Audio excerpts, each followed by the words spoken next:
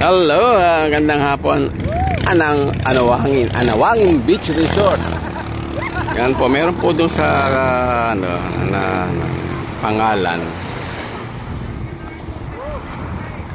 po natin. Kailangan hindi ma-zoom ng gusto.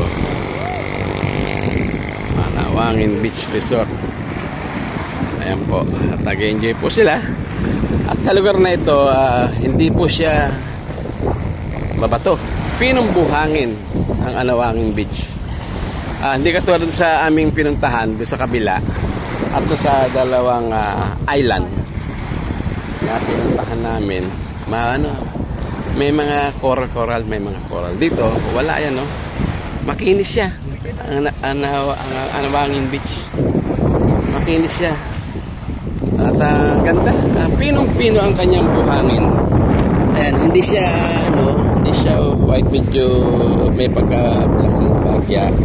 Pero pinong-pino ang kanyang buhangin. Anawangin Beach Resort. Ayan po, at napakaganda po ng lugar.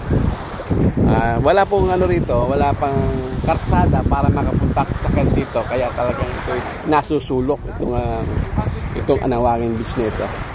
Nasusulok siya, puro kabundukan po nasa paligid, pero meron na ito, may bakod at nakalagay private property.